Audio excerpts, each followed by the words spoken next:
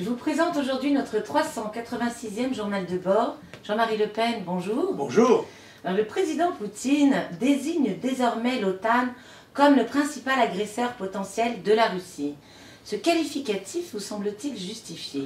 Oui, je pense que les Américains jouent un jeu dangereux en Ukraine et en particulier d'avoir poussé l'Ukraine à adhérer à l'OTAN, alors que je rappelle cet organisme avait été créé pour lutter contre l'Union soviétique communiste. Or, les Américains continuent de faire comme si la Russie était toujours un péril soviétique et communiste. Et ça me paraît extrêmement dangereux, et l'encouragement qui est donné aux éléments les plus extrémistes d'Ukraine me paraît faire courir à la paix un danger sérieux. Je crois que j'ai toujours dit que c'était une affaire de famille, qu'il fallait laisser surtout les Ukrainiens et les Russes essayer de régler le problème entre eux, car n'oublions pas que la Russie est née à Kiev, n'est-ce pas? Et que les Européens, et que les Américains, et que d'autres ne se mêlent pas de cette affaire. Voilà.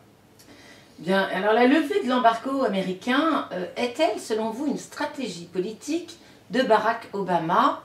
Et si oui, laquelle? Vous parlez de Cuba, là? Oui. Oui, je crois que c'est à l'instigation ou à l'initiative du pape François que ce rapprochement s'est fait.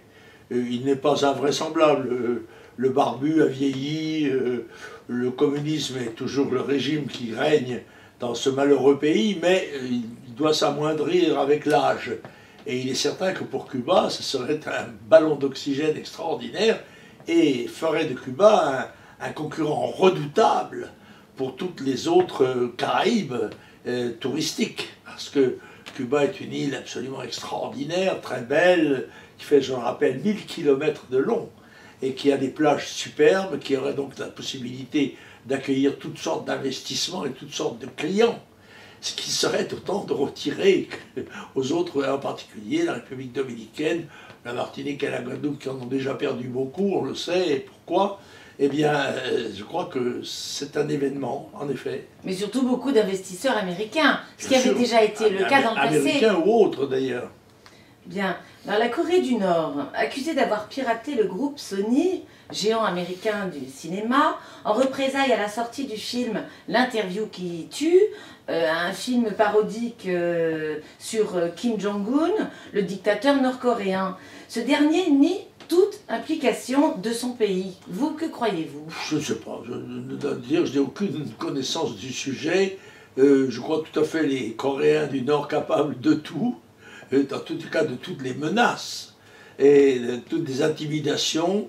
Je crois aussi qu'ils ne sont pas aussi dangereux qu'ils veulent sembler le paraître.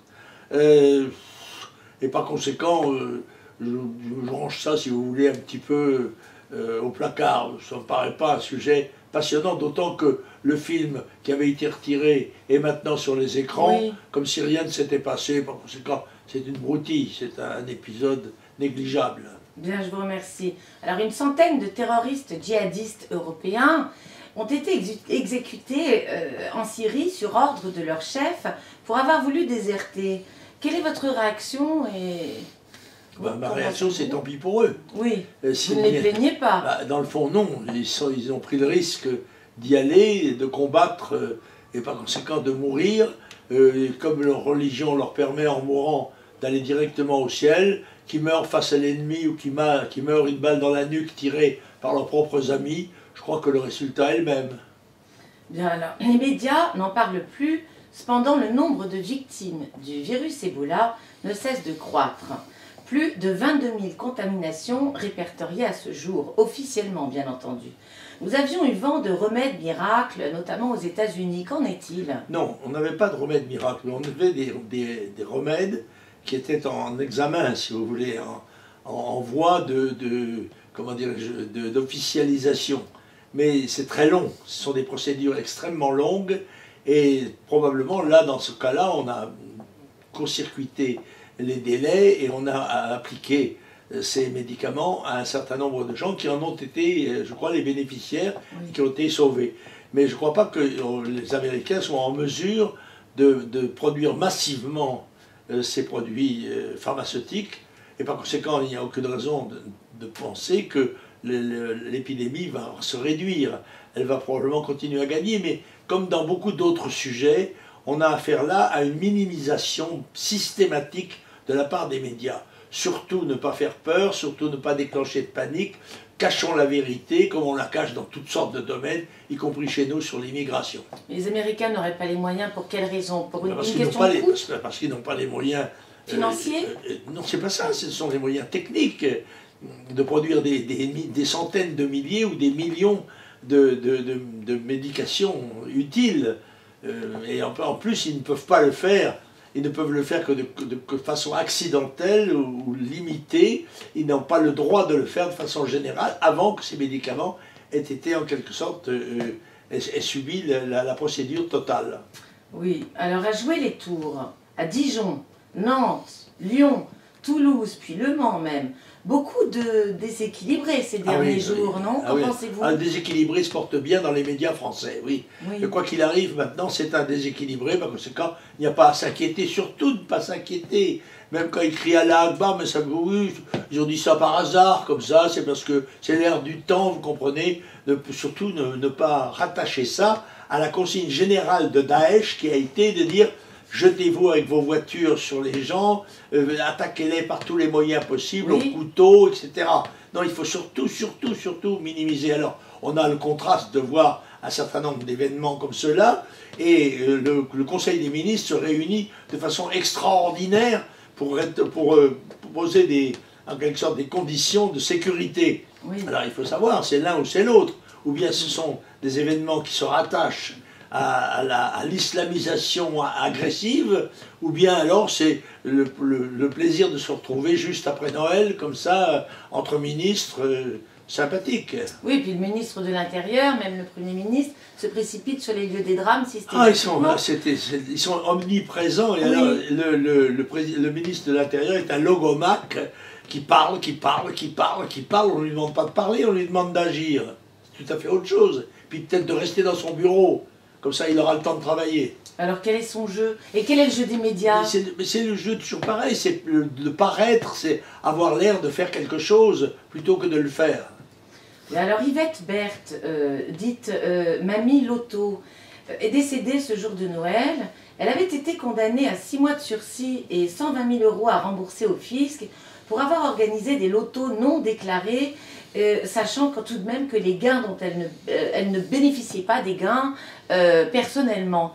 Que vous inspire cette histoire? C'est navrant, c'est navrant, c'est la bureaucratie meurtrière, les décisions judiciaires aberrantes qui sont prononcées sans tenir compte du contexte général, de la personnalité des accusés, de la réalité du délit, si délit il y a eu, qui doit être sanctionné, il y a eu une violation de la règle, elle doit être sanctionnée, mais il y a manière de le faire quand il s'agit d'une vieille dame dont on savait qu'elle ne bénéficiait pas personnellement des lotos qu'elle organisait.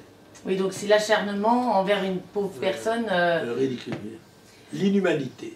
C'est ça. Alors, le taux de chômage en France a atteint ce jour, cette semaine, un chiffre jamais atteint, soit 5,18 millions de personnes déclarées officiellement au chômage.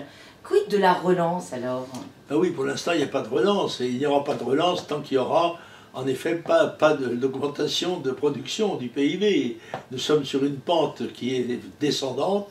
Et quoi qu'en dise le Premier ministre ou le Président de la République, quelles que soient leurs affirmations, comment dirais-je, heuristiques, leurs affirmations de confiance dans l'avenir, eh bien, il se trouve que la réalité, elle, pèse plus lourd. Et malheureusement, nous sommes enclenchés, nous sommes engagés plutôt, pardon, dans un processus qui me paraît un processus qui s'aggrave chaque jour vers le désastre. Alors, sous le sapin, Jean-Marie Le Pen, aviez-vous quelques ouvrages, quelques livres, quelques lectures? Oui, plein des ouvrages, des albums, mais on m'a même offert un exemplaire du premier journal de Mickey, vous savez que Mickey est né la même année que moi, et j'étais un lecteur tout à fait fidèle du journal de Mickey que j'allais acheter au bureau de tabac toutes les semaines, et dont j'avais une collection qui malheureusement a disparu de mon grenier, je ne sais pas comment. Bref, au cours de déménagements divers. Alors moi, j'ai lu plusieurs livres. J'en ai d'autres en réserve pour vous, rassurez-vous, parce que je lis quelquefois plusieurs livres en même temps. Je passe de l'un à l'autre, etc. Alors j'en ai un là qui s'appelle L'État islamique, de Samuel Laurent, et qui est édité au Seuil. Et on connaît Samuel Laurent, puisqu'il a déjà publié un livre sur Al-Qaïda en France. Donc c'est comment dirais-je, un ouvrage qui se veut démonstratif de la puissance de l'État islamique. Je le trouve peut-être un petit peu complaisant à l'égard de cet État. Il le montre comme une organisation très sophistiquée, très organisée, ce qui n'est pas impossible. C'est l'avenir qui nous dira si Samuel Laurent était trop pessimiste ou trop optimiste, n'est-ce pas? En tous les cas, c'est l'État islamique, organigramme, financement, filière. Il faut le lire pour être au courant de ce qui se passe. Et puis alors, un ouvrage assez étonnant de Richard Millet. C'est le corps politique de Gérard Depardieu. Parce que Gérard Depardieu n'a pas seulement un corps physique très imposant, comme on le sait, et un très grand talent professionnel aussi, mais il a aussi un corps politique et qu'analyse Gérard Millet, qui pourrait se résumer dans une formule en quelque sorte, c'est l'archétype du français. Gérard Depardieu, c'est le français type, pas seulement parce qu'il a incarné Cyrano de Bergerac, non, mais pour tout son comportement. Et l'analyse de Millet, qui est un auteur, comme vous le savez, assez sulfureux et très contesté par l'établissement, mérite le coup d'œil, et un petit coup d'œil sympathique à l'égard de Gérard Depardieu, qui est évidemment, je crois, peut-être le plus grand de nos artistes, il faut le reconnaître. Ça c'est clair, oui. Alors maintenant, j'aimerais bien que vous adressiez vos vœux aux Français. Quel vœu offrir à ma patrie ? Sinon celle de se régénérer, de se redresser, d'avoir le sursaut qui lui permet de continuer à être la grande nation qu'elle a été tout au long de son histoire.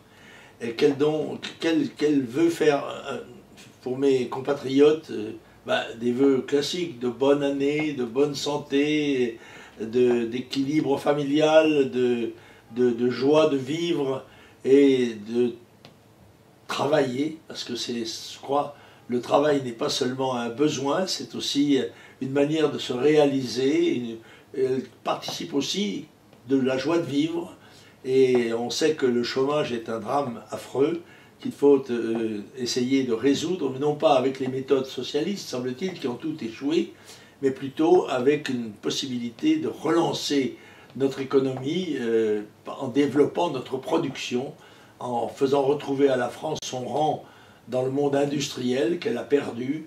Et il ne suffit pas là de beaux discours, il faut prendre un certain nombre de mesures que le gouvernement socialiste n'a pas prises, parce qu'il n'a pas le courage de faire les réformes qui seraient nécessaires, car celles-ci frappent de plein fouet ceux dont il pense qu'ils sont ses électeurs. Par conséquent, il ne fera rien, mais ils parleront, car ils parlent beaucoup les uns et les autres, en toutes circonstances. Toute date est sujette à commémoration, et Dieu sait si dans les 1000 dernières années, il y a occasion de commémorer. Alors chaque jour peut être commémoré, et chaque jour peut permettre à M. Valls, ou à M. Hollande, ou à M. le ministre de l'Intérieur, Cazeneuve, de faire un discours, ou d'autres encore. Bon, pour l'instant, nous sommes en face de graves problèmes, de graves crises, en particulier sur le plan médical. Là aussi, souhaiter que la France sorte du marasme, c'est le vœu le plus cher que je puisse faire et que je puisse offrir à vous tous qui m'écoutez, et surtout trouver dans vos familles les raisons réelles du bonheur. Je vous remercie infiniment, Jean-Marie Le Pen. Nous nous retrouverons donc la semaine prochaine. Au revoir. Au revoir.